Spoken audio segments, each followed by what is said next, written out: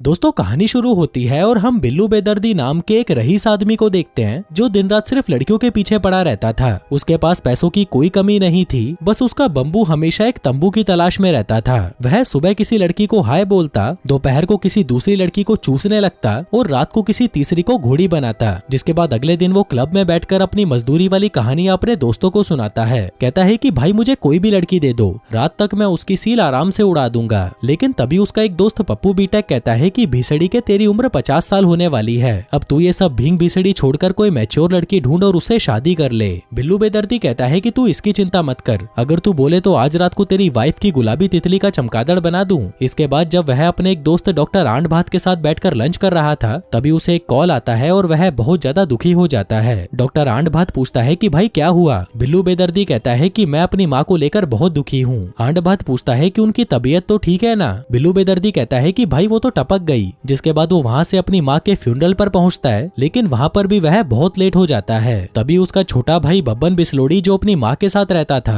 कहता है कि भीसड़ी के आज के दिन तो टाइम पर आ जाता, जरूर तो किसी लड़की की पिंकी बजा रहा होगा। जो सुनकर बिल्लू बेदर्दी हंसने लगता है। तभी बब्बन बिस्लोड़ी उसे माँ के घर की चाबी देकर कहता है कि तेरा जितना भी सामान माँ के घर पर पड़ा हुआ है ना, उसे निकालकर अपने साथ ले जा, मैं वो घर बेचने जा रहा हूँ। आगे बिल्लू बेदर्दी अपने माँ के घर पर पहुँचता है और उनकी व्हील चेयर पर बैठकर अपनी कुछ पुरानी तस्वीरें देखता है। जिसके बाद वो उनका रेडियो ऑन करके फुल वॉल्यूम पर गाना सुनता है और डांस करने लगता है। लेकिन इसी दौरान रेडियो की आवाज सुनकर उनके पड़ोस में रहने वाली एक लड़की 61-62 वहाँ पर आती है और बिल्लू बेदर्दी को व्हील चेयर पर बैठा देख उसे हैंडीकैप समझ लेती है। बिल्लू बेदर्दी पूछता है कि तुम कौन हो। वो कहती है कि मेरा नाम है 61-62 और मैं पड़ोस में ही रहती हूँ। तुम्हारे रेडियो की आवाज सुनकर मैं देखने चली आई कि यहाँ पर कौन आया है। वैसे 61-62 दिखने में एकदम मालदार लड़की थी, जिसे देखकर बिल्लू बेदर्दी का पप्पू खड़ा होकर सलामी देने लगता है। बिल्लू बेदर्दी पूछता है कि तुम करती क्या हो। 61-62 कहती है कि मैं तुम्हारे जैसे लोगों की मदद करने का काम करती हूँ जो फिजिकली हैंडीकैप्ड होते हैं। अब बिल्लू बेदर्दी उसे कहने लगा था कि नहीं नहीं मैं तो एकदम ठीक हूँ, लेकिन जैसे ही वो उसकी मोटी मोटी चूचियां देखता है वो साला पिंकी विनाशक तुरंत एक्टिंग करना शुरू कर देता है। कहता है कि कल ही मेरी माँ की मौत हो गई और मुझे उनकी बहुत याद आती है। वो हमेशा मुझे अपना दुद्धू पिलाया करती थी, लेकिन अब मुझे अपना दुद्धू कौन पिलाएगा। वहीं उसकी इस मासूमियत को देखकर 61-62 के दिल में उसके लिए हमदर्दी आने लगती है और वो उसे कहती है कि मैं पास में ही रहती हूँ, तुम्हें कभी भी दुद्धू पीने का मन करे तो बस घंटी बजा देना। आगे उसके जाते ही बिल्लू बेदर्दी तुरंत व्हील चेयर से खड़ा होकर उछलने कूदने लगता है। कहता है कि वाह यार क्या माल लड़की मिल गई, इसकी चूचियां तो बड़ी बड़ी है और गुलाबी एकदम टाइट, भाई इसको बजाने में तो मजा ही आ जाएगा। इसके बाद बिल्लू बेदर्दी अपने ऑफिस आ जाता है। हम देखते हैं कि जितना उसे गुलाबी बजाना पसंद था उतना ही उसे पैसा कमाना भी पसंद था। वो हाई स्पीड नाम की एक बहुत बड़ी शूज कंपनी का मालिक था। आगे एक मीटिंग के दौरान उसकी एक इंटर्न जूलिया कहती है कि हमें अपाहिज लोगों के लिए भी जूते बनाने चाहिए, इससे हम एक नया मार्केट ओपन कर सकते हैं बिना किसी कंपटीशन के। लेकिन बिल्लू बेदर्दी को उसका ये आइडिया पसंद नहीं आता और वो उसे कहता है कि तुम्हारा बस चले तो तुम गंजों के लिए कंघिया बनाना भी शुरू कर दो। अब एक काम करो, अपनी गाइंड उठाओ और निकलो यहाँ से।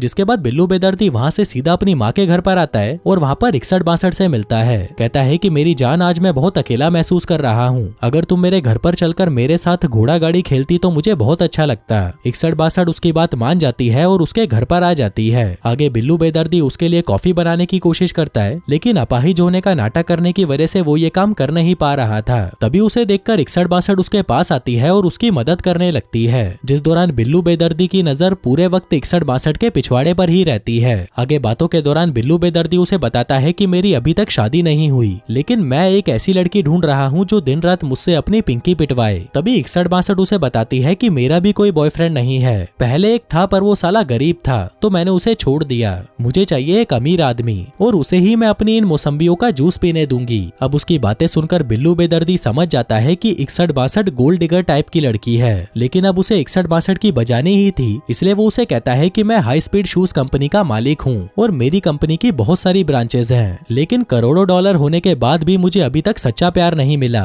ये जालिम दुनिया किसी अपाहिज से प्यार ही नहीं करती। 61-62 उसे कहती है कि अगर तुम संडे को फ्री हो तो हमारे गांव के फार्म हाउस पर आ जाओ, मैं वहां पर तुम्हें अपनी फैमिली से मिलवाना चाहती हूँ। बिल्लू बेदर्दी कहता है कि हाँ मैं जरूर आऊंगा और फिर संडे आते ही वो 61-62 के बताए हुए एड्रेस पर पहुंच जाता है। वो उसके फार्म हाउस से थोड़ी दूर अपनी कार को पार्क करता है और फिर वहां से व्हील चेयर पर बैठकर 61-62 के फार्म हाउस की तरफ जाने लगता है। लेकिन तभी वहां पर उसका कुत्ता आकर बिल्लू बेदर्दी पर टूट पड़ता है। अब इससे पहले कि वो कुत्ता उसके गोटे चबाता 61-62 वहां पर आ जाती है और उस कुत्ते को दूर करके बिल्लू बेदर्दी को अंदर ले जाती है, जहाँ पर वो उसे अपने परिवार से मिलवाती है। वहीं उनकी एक दादी भी थी जो खुद ऑक्सीजन टैंक पर जिंदा थी। तभी वहाँ पर मेलोडी नाम की एक लड़की एंट्री मारती है, जिसको देखते ही बिल्लू बेदर्दी का औजार फिर से खड़ा होकर सलामी देना शुरू कर देता है। वो सोचता है कि यार आज तो डबल लॉटरी लग गई, आज रात तो दो गुलाबियां एक साथ बजाऊंगा। लेकिन जैसे ही मेलोडी कार से उतरकर व्हील चेयर पर बैठती है, बिल्लू बेदर्दी का खड़ा हुआ औजार कोमा में चला जाता है। वो सोचता है कि अरे यार अब इसको घोड़ी कैसे बनाऊंगा। तभी 61-62 बिल्लू बेदर्दी को मेलोडी से मिलवाती है और यहाँ पर उसे पता चलता है कि 61-62 ने बिल्लू बेदर्दी को यहाँ पर अपनी बहन मेलोडी से मिलने के लिए बुलाया है, ताकि मेलोडी को एक बॉयफ्रेंड मिल जाए और वो उससे अपनी पिंकी पिटवा सके।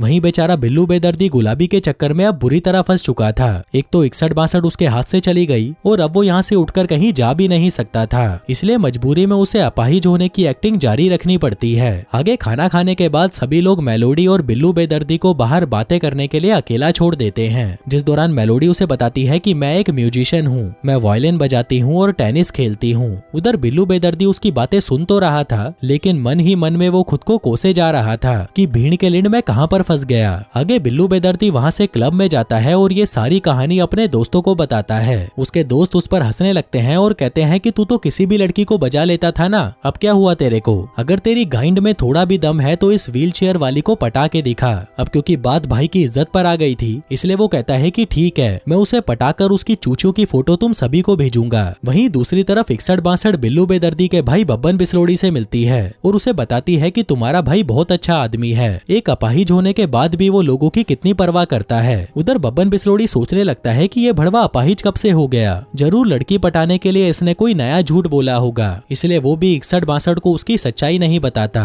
फिर कुछ दिनों बाद मेलोडी अचानक से बिल्लू बेदर्दी के ऑफिस पहुंच जाती है, जहां उसे देखकर वो अपनी टेबल पर बैठ जाता है और अपाहिज वाला नाटक शुरू कर देता है। वो उसे पूछता है कि तुम यहाँ पर क्या कर रही हो? मेलोडी कहती है कि पास में ही मेरा टेनिस मैच होने वाला है, अगर तुम भी उसे देखने आते तो मुझे बहुत अच्छा लगता। बिल्लू बेदर्दी उसकी बात मान जाता है और व्हील चेयर पर बैठकर वहां पर पहुंच जाता है। उधर मैच शुरू हो जाता है, जहां मेलोडी बहुत अच्छा टेनिस खेल रही थी और उसका ये कॉन्फिडेंस और टैलेंट देखकर बिल्लू बेदर्दी के दिल में मेलोडी के लिए रिस्पेक्ट जागने लगती है। वो सोचने लगता है कि ये लड़की तो सच में कमाल की है, पर तभी उसे याद आता है कि उसे तो इसकी पिंकी बजाकर अपने दोस्तों को फोटो भेजनी है। तभी मेलोडी उसे कहती है कि अगले हफ्ते इटली में मेरा एक कॉन्सर्ट है, क्या तुम उसे देखने आओगे? बिल्लू कहता है कि हाँ यार जरूर आऊंगा। जिसके कुछ दिनों बाद बिल्लू बेदर्दी उसका कॉन्सर्ट देखने के लिए इटली भी पहुंच जाता है। वहां पर वो मेलोडी को देखता है जो अपने ग्रुप के साथ वायलिन बजा रही थी। वहीं बिल्लू बेदर्दी उसे इतना अच्छा वायलिन बजाता हुआ देखकर उससे काफी इंप्रेस हो जाता है। आगे शो खत्म होता है और सभी लोग मेलोडी के परफॉर्मेंस की बहुत तारीफ करते हैं। फिर कॉन्सर्ट के बाद बिल्लू बेदर्दी मेलोडी को एक रेस्टोरेंट में ले जाता है। वो सोच रहा था कि अब उसे मेलोडी को सब सच बता देना चाहिए, क्योंकि वो अब मेलोडी से प्यार करने लगा था। लेकिन उसकी यहाँ पर फटी पड़ी थी, क्योंकि अगर उसने उसे बता दिया कि वो अपाहिज नहीं है तो मेलोडी उसे छोड़कर चली जाएगी, इसलिए वो अभी के लिए चुप रहता है। आगे डिनर के दौरान बिल्लू बेदर्दी अपनी व्हील चेयर को ठीक से चला नहीं पाता,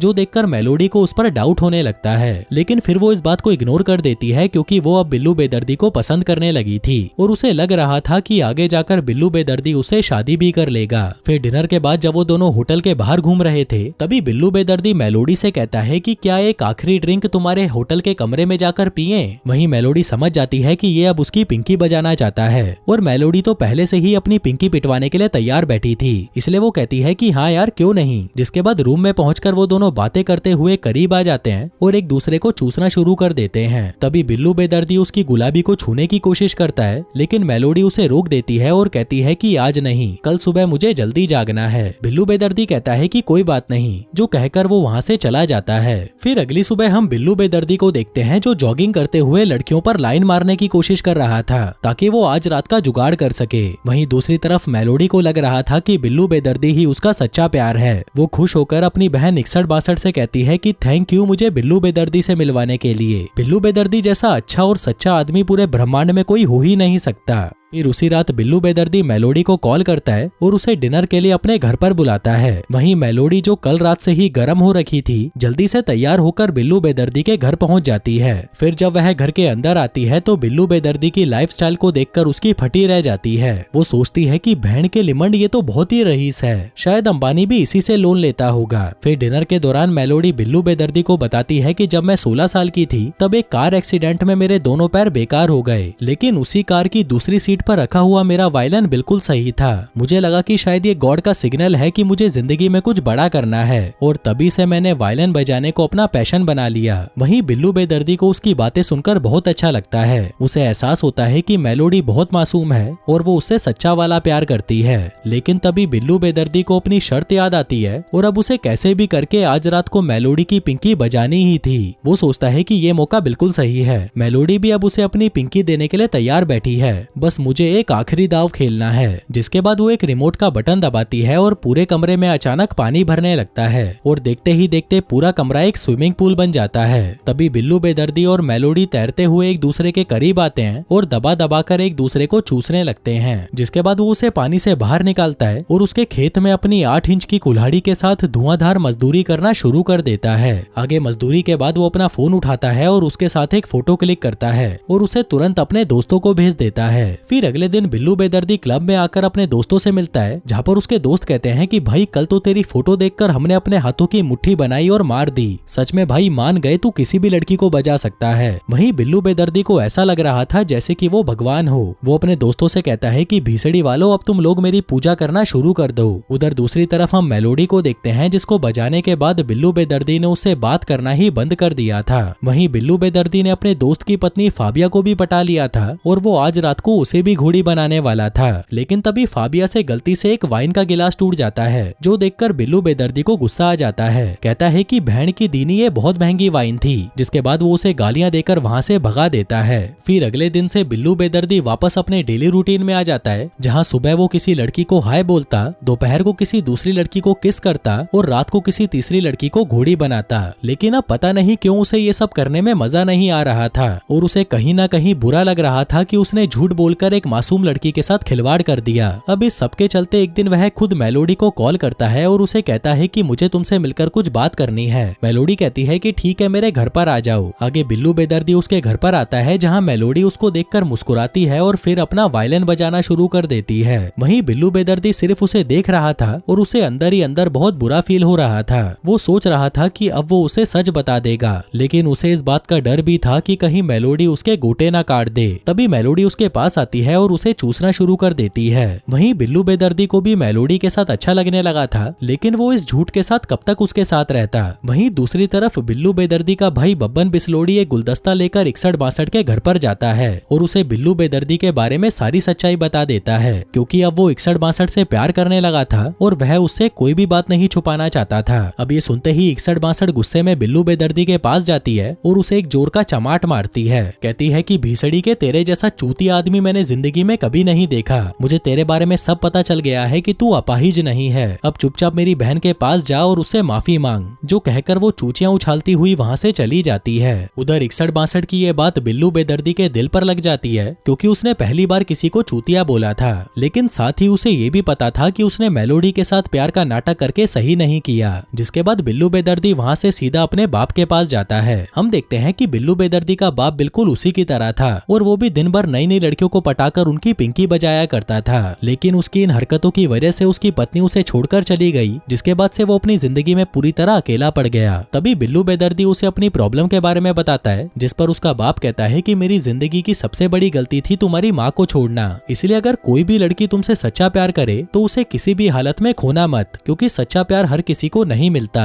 इसी दौरान वहाँ पर एक अनाउंसमेंट होती है कि शहर के कैथोलिक चर्च पर एक स्पेशल टूर जा रहा है, जहाँ का होली वाटर कई बीमारियों को ठीक कर देता है। तभी ये सुनकर बिल्लू बेदर्दी को एक आइडिया आता है कि वो मेलोडी को लेकर चर्च में जाएगा, जहाँ उस होली वाटर से वो चलना शुरू कर देगा और मेलोडी को लगेगा कि ये सब उस चर्च की वजह से हुआ है। जिसके बाद वो कॉल करके मेलोडी से पूछता है कि क्या तुम मेरे साथ चर्च में चलना चाहोगी? वहाँ बहुत सारे अपाहिज लोग जा रहे हैं, क्या पता मैं वहाँ पर जाकर ठीक हो जाऊँ। तभी ये सुनते ही मेलोडी भी वहाँ जाने के लिए मान जाती है। लेकिन तभी 61-62 उसे कहती है कि बिल्लू बेदर्दी तुम्हारे लिए सही नहीं है। वो भीसड़ी का तो अपाहिज भी नहीं है, वो तुझे चूतिया बना रहा है। मेलोडी कहती है कि मुझे पहले से ही पता था कि वो अपाहिज नहीं है, वो बस नाटक कर रहा था ताकि वो मेरी पिंकी बजा सके। पहले तो मैं भी उसकी गांड तोड़ने के बारे में सोच रही थी, लेकिन बाद में मैंने उसके अंदर एक सच्चाई महसूस की। मुझे अब लग रहा है कि वो भी मुझसे उतना ही प्यार करता है जितना मैं उससे करती हूँ, और मुझे विश्वास है कि एक ना एक दिन वो मेरे लिए खुद को बदल लेगा। 61-62 पूछती है कि अगर वो तुम्हें कभी सच बता देगा तो तुम क्या करोगी? वो कहती है कि उस दिन मैं उसे हमेशा के लिए छोड़ दूंगी। फिर अगले दिन हम देखते हैं कि सभी अपाहिज लोग लोग बस में उसी चर्च की तरफ जा रहे होते हैं और हर किसी के मन में ये विश्वास था कि वहाँ जाकर वो लोग ठीक हो जाएंगे। वहीं बिल्लू बेदर्दी भी ये सब देख रहा था और उसे बहुत बुरा लग रहा था कि अपाहिज होने की एक्टिंग करके वो कितनों की भावनाओं के साथ खिलवाड़ कर रहा है। जिसके बाद वो सभी चर्च के सामने पहुंच जाते हैं, जहां चर्च का पादरी बाहर आकर बिल्लू बेदर्दी की तरफ इशारा करता है और उसे अंदर बुलाता है। फिर अंदर आकर पादरी बिल्लू बेदर्दी से कहता है कि यहाँ पर कोई चमत्कार नहीं होता, बल्कि चमत्कार जैसा कुछ होता ही नहीं है, इसलिए तुम मेरी बात मानो और बिना उठे चुपचाप उस व्हील चेयर से बाहर चले जाओ ताकि लोगों के विश्वास को चोट ना पहुंचे। बिल्लू बेदर्दी पूछता है कि आपको कैसे पता कि मैं चल सकता हूँ। पादरी कहता है कि तुम्हारे जूतों पर मिट्टी लगी हुई है। अब बिल्लू बेदर्दी पादरी की बात मानकर व्हील चेयर पर ही चर्च से बाहर आ जाता है, जिसको देखकर सभी लोग मायूस हो जाते हैं कि ये भीसड़ी वाला ठीक ही नहीं हो पाया। इसके बाद जब मेलोडी खुद से सड़क पार करने की कोशिश कर रही थी, तभी अचानक से एक ट्रक तेजी से उसकी तरफ आने लगता है, लेकिन इससे पहले कि वो मेलोडी को उड़ा देता, तभी बिल्लू बेदर्दी पीछे से आकर उसे बचा लेता है। मेलोडी उसे देखकर कहती है कि वाह यार, तुम्हारे साथ तो सच में चमत्कार हो गया। लेकिन फिर अगले ही पल उसकी आंखों में आंसू थे, क्योंकि उसे पता था कि अब सब कुछ खत्म हो चुका है। जिसके बाद वह टूटे हुए दिल के साथ बस में बैठकर वहां से निकल जाती है। वहीं बिल्लू बेदर्दी उस बस से नहीं जाता, बल्कि किसी और से लिफ्ट लेकर अपने घर पर पहुंचता है। आगे जब वह क्लब में था, तभी उसका दोस्त पप्पू बीटेक उस पर भड़कने लगता है।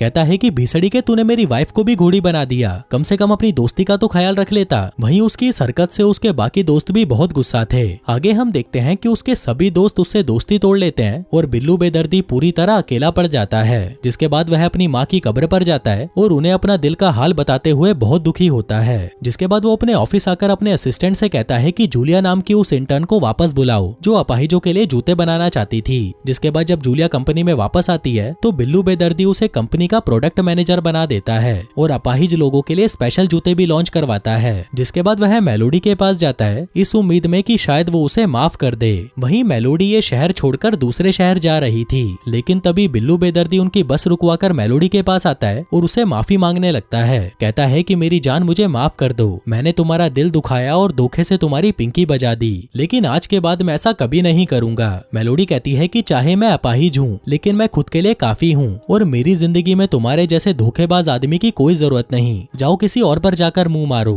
वहीं ये सुनकर बिल्लू बेदर्दी किसी मुरझाई हुई भीसड़ी जैसा मुंह लेकर वहां से चला जाता है। लेकिन हम देखते हैं कि उसके बाद से वो हर वक्त सिर्फ मेलोडी के बारे में ही सोचता रहता है। फिर ऐसे ही एक दिन जब वह जॉगिंग कर रहा था, तभी अचानक वह थककर सड़क पर गिर जाता है और उसकी सांसें फूलने लगती है। लेकिन तभी उसके सामने मेलोडी आती है और मुस्कुराते हुए अपना हाथ आगे बढ़ाकर उसकी उठने में मदद करती है। वहीं बिल्लू बेदर्दी भी उसे देखकर मुस्कुराने लगता है और वो समझ जाता है कि मेलोडी ने उसे माफ कर दिया है। जिसके बाद वो उसकी गोदी में बैठता है और मेलोडी उसे लेकर वहां से निकल पड़ती है। तभी सीन यहाँ से शिफ्ट होता है और हम देखते हैं कि बिल्लू बेदर्दी और मेलोडी अब शादी करने जा रहे हैं। बिल्लू बेदर्दी पूरी तरह बदल चुका था और उसने एक ही औरत के साथ जिंदगी बिताना सीख लिया था। और दोस्तों, इसी हैप्पी एंडिंग के साथ ये कहानी यहीं खत्म हो जाती है। धन्यवाद।